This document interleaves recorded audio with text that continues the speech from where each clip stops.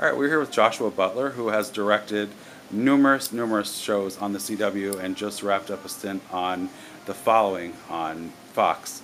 Why don't you give us a little bit of background on when you first decided you wanted to become a director and where you went to pursue that? I decided to become a director when I was 8 years old. It was a combination of seeing a particular movie, 2001: A Space Odyssey. I was a kid and I felt like I was transported to Jupiter through the power of cinema, and that same day I got a video camera for my birthday. It was the old Betamax top-loaded VCR that's hooked, there's a cord that hooks into this big camera. It wasn't even a camcorder, it was before that, but it was this behemoth that you carried on your shoulder. And even though obviously I couldn't make a movie with the production value of Mr. Kubrick's work, I decided to make videos starting with my rubber duck collection. I had a collection of 400 rubber and plastic ducks that in my, wild kid's imagination I had created these characters, and they all had names on the bottom of their butts, and they all had different specific personalities, and I was able to make these duck movies. My father was generous enough to provide the hands that would move them around. You just had to digitally erase them in your mind.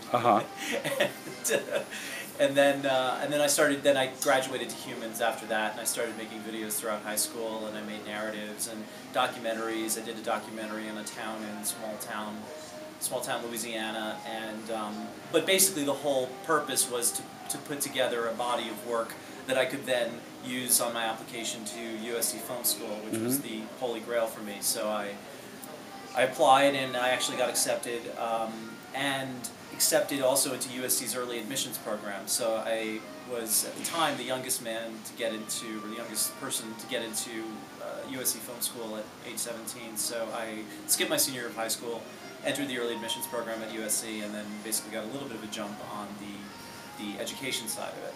Okay.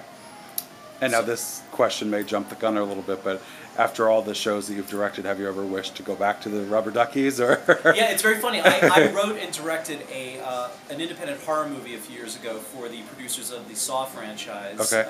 It was an extreme horror movie called Vlog.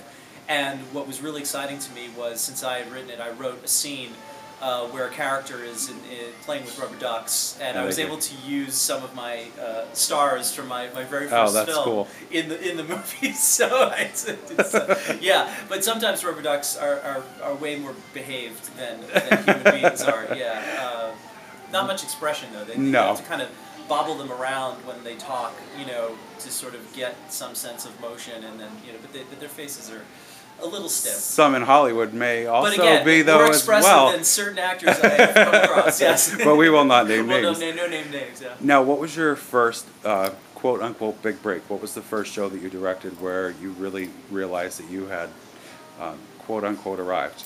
Yeah, well, it's interesting. I graduated from film school in 1995, and then you start this kind of dance with Hollywood. You take your student film around, and they show it at festivals, and my film, was a 12-minute film. It was my senior thesis project. It was called What Worked for Food.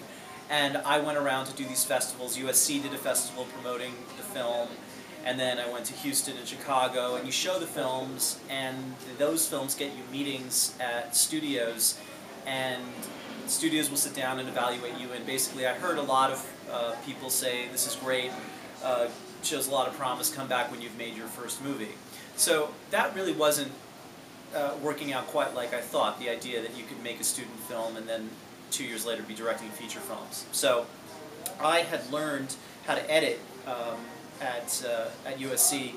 They had the first prototypes of a machine called the Avid, which in the mid-90s was kind of an unknown machine. When I graduated, Avid basically took over Hollywood. Everything went from being cut and pasted like this in the editing room to being edited on a computer using the Avid software. So I was very lucky, so I got a lot of jobs knowing how to use the Avid right at the time when they needed a lot of Avid editors. So I was editing for several years after film school as my so-called day job while I was still pursuing directing. And I found myself in an editing room editing trailers for the re-release of the Muppet movies on DVD.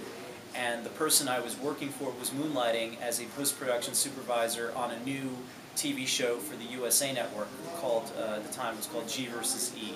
Okay. It was, long forgotten, but 1999, it was basically the very first original USC series. That it was the time the network was owned by Barry Diller, and it was a different regime. Now it's merged with NBC Universal, and they're doing great. At the time, it was more of this independent feeling, this basic cable channel that was really run by Diller, and he wanted to make films and TV shows, and G vs. E was one of them. Now, they were not happy with the cut that they had of their pilot, so the person I was working with was complaining about it in the editing room as Kermit and Miss Piggy were on the screen, and I basically said, listen, I stopped the Avid and I said, if you're not happy with the cut, and you're not happy with your editor, why don't you let me go in this weekend? I will take a scene, give me the hardest scene in the show to edit, I'll edit it for you. If you like it, you can hire me to re-edit the pilot. So they took me up on that. So I went in, and over the weekend I edited a scene on spec. They liked it, obviously. So I ended up having about a week and a half to re-edit the whole pilot, and to prove really to Barry Diller and company that their investment was worth making, that the show was actually good. And it turns out the show was good, and what it needed was an editorial style that would be bringing out the tone and the pace and the fun of the show. And the previous editor had basically cut it like a drama, and it was very, very slow, and it didn't have the laughs, it didn't have the feeling that the creators wanted. So once I re-edited the pilot and everyone was thrilled with it, I used that as a sort of bargaining chip. I negotiated, said, okay, I'll stay on the series as the supervising editor if you let me direct an episode. So I directed an episode, and that went well. So then I directed another one, and then I got into that camp, and I ended up over the next 4 years directing 3 shows for USA Network and Sci-Fi Channel, their sister network. And then I did 4 movies of the week, 2 for USA and 2 for Sci-Fi Channel, back when cable was making movies of the week. It kind of dried up in the mid part of the 2000s, but I was lucky. I was able to do, basically 4 narrative-length feature films and several of their TV shows. So that was when I felt I'd actually arrived. And now you also did a bunch of shows for CW. You mentioned Nikita and Vampire Diaries. Yes, and Bring Your Secret Circle. Yeah, those were all fantastic shows. What was it like to work on each of them? And you worked with a wide range of talented people. I mean, yes, both behind the camera and in front of. What were those experiences like? And you don't have to mention specific people, or you may, but what was it like going from show to show that had such phenomenal fan bases that were so strong behind them? Well, it was really incredible. I think that the rise of social media towards the end of last decade really changed the way that television interacts with its audience. I think what's fascinating to me is that because the younger generation has embraced Facebook and Twitter and a lot of the new social media platforms, they're much more vocal in terms of their response to what they're seeing on television. And of course then it feels like Hollywood somewhere along the line decided we have to listen to our audience. So they're, by the time I started working for the CW, first show I did for them was the Vampire Diaries, and I have to talk about Kevin Williamson and Julie Plec, 2 absolutely brilliant people who were kind enough to give me the opportunity to do that show. And they were also very much interested in creating the Vampire Diaries not only as a TV series, but as a kind of a phenomenon in the pop culture. And the best way to do that would be to have a presence on Facebook, on Twitter specifically, because that was almost like a real-time update. It's like feeling the lifeblood of your audience. You're basically able to hear literally second by second what the response is to the work you've done, and then you can actually take that and learn about things that you're doing right, things that you could possibly improve, ways in which you can speak to your audience more effectively. So when I started doing Vampire Diaries and then Secret Circle and Ringer and Nikita and those shows, all of them, by the time I did them, were all very much well represented in social media, and so I was able to connect to the audience in a way that I feel like has never been, in TV history, it has never been this accessible. The idea that usually it's the television show comes on and a nameless, faceless group of people in America watch it, and you have that sort of disembodied experience. And I felt that even in my USA and Sci-Fi Channel days. You know, it's not like a feature film director where you're able to sit in an audience on opening weekend and hear the response of the audience and hear the crowd and feel the vibe in the room. You don't have that. You're just sitting there, you know, at home with your remote and your microwave popcorn, and you're wondering how it's affecting all these strangers effectively. But now, these shows and these very specific shows, because they're on the CW, the target demographic, you know, it's basically teenagers and you know, young adults that are well versed in social media. They grew up with social media, grew up basically with the internet always having been available and always being connected. So it's kind of like this actual happy confluence of the shows themselves and the fact that the audience is also able to and very, very excited about giving you feedback. So that's what I find really exciting about working on shows for the CW. Plus, I'm very much in touch with my inner teenager, so yeah. it's great to relive high school all over again, you know, because and to be able to do it with much more epic epic passion than my actual high school experience. You know, it's a great thing to do. Now, normally our interviews are done with actors who are giving advice. You are in a very unique position to give advice on things as a director that you see on sets, whether they be film sets or television sets or whatever, that either can inhibit production or things that you as a director do not like. What are certain things to you and that you may know that other directors do not like, that an actor who is just starting or even an established actor may not take into consideration or may not know to not do? Right. You have a very unique opportunity. Yeah, and I can address that in two different phases of the operation. One, the auditions, and then also on-set behavior.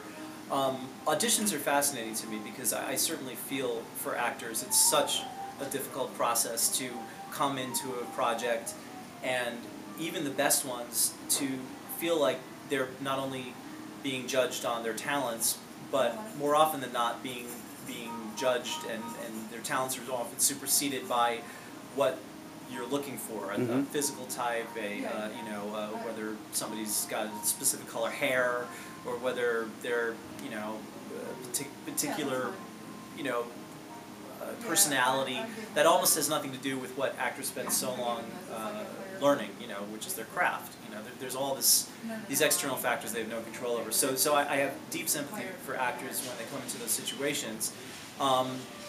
One thing I noticed though, when the actors that often get hired, it often comes down to like the art of seduction. Like if actors come in too eager, and if they ask a lot of questions before the audition begins, or after they're done, and the director is either chosen to give them an adjustment or usher them out of the room because you know you don't like them, or you know, at that point, if they say things like, "Oh, can I do it again? I really feel like I want to show you something else." In an actor's mind, I feel like they feel like that's making them stand out from the crowd in a good way, and you know the problem is that oftentimes those are actors who are just showing their insecurity, and are, you know, if they did that at a bar trying to, you know, find a date for the evening, you know, that kind of, there's a great line from Broadcast News, you know, wouldn't it be great if desperation and insecurity was a turn on, or if, you know, if needy was a turn on, and it's like, you know, it would be great, but it really isn't. You know, it's like there has to be a confidence, I think, that actors need to present, whether they're actually good or bad, because a lot of times, even the ones that are on the margin, will oftentimes you'll reevaluate them and you'll try to almost give them the benefit of the doubt more than the ones that are on the margin that are really, really chatty and really, really, you know, desperate seeming, you know. And unfortunately, a lot of those actors end up on sets, and that behavior that you saw in the audition often translates to the behavior on set.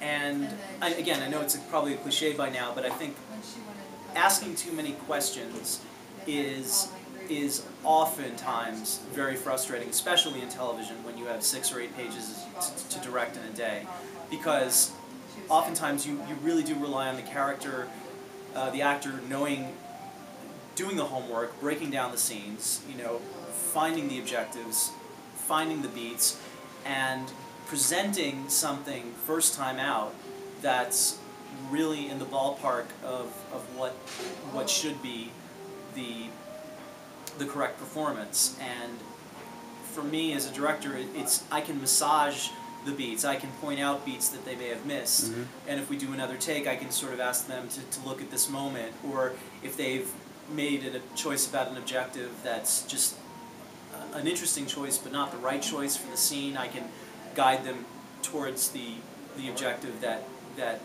they should be playing, and oftentimes the good actors will instantly make the change, and they have the craft to be malleable like that.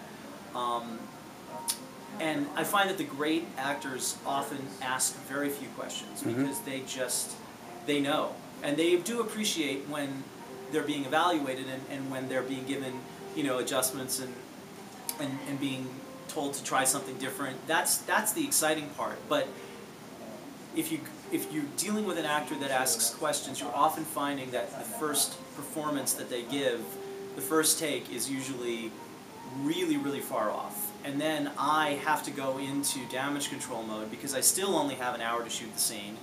And if then I have to I basically go into editing room mode, and I have to almost manipulate the actor and use them to get one moment from this take, or one moment from this take, from one moment from that take, so that ultimately I can combine it all together and get the performance that I'm looking for. It's a hassle, it takes longer, and learning your lines is key. And I don't understand it, but a lot of actors come to set and feel like they can just stop in the middle of the take and yell a line to the script supervisor off camera.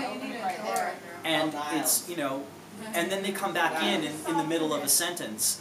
And if you're looking at it as a filmmaker, it's like, well, I don't want to have to be married to editing, cutting to that character at the middle of that sentence because they screwed up the beginning of the line. So then I have to often say, no, take it back to 3 lines before, because I need a flow. I want the option to stay on that character for a run of lines as opposed to just having piecemeal lines, because that, again, not only does it make the production go longer, but it affects my choices in the editing room. It affects the way I can put the scene together if I'm literally having to cut line from one take, one line from another take, and or fake reactions from takes because they were not in the zone, they weren't actually understanding the scene, they weren't giving the right cues to the actor who is speaking to them, they're not listening, you know, to the other actor, they're not reacting, they're not in the moment. My job is not to make them feel bad about that. My job is to be selfish and make the thing work anyway. And I will try my best to make every actor look as good as possible, because that just makes me look better. It's just about the hassle in the process. I really appreciate you taking the time to do this. It's been one of the best interviews. And I literally could talk to you probably for another 2 hours. Oh, no, absolutely. Yeah, and mine, more fantastic stuff. Really, again, thank you so much. Your viewers will get something out of it. All right. They already have. If they're still watching at this point, they should be, number one. Okay. Number two, they've gotten a ton of stuff that they will take with them to every set, and hopefully the director that they're working under. If it's not you, Yes. we'll be thankful that they watch No, this. yeah, it's I think it'll be helpful. Yeah. Thank you so much. Thanks so much.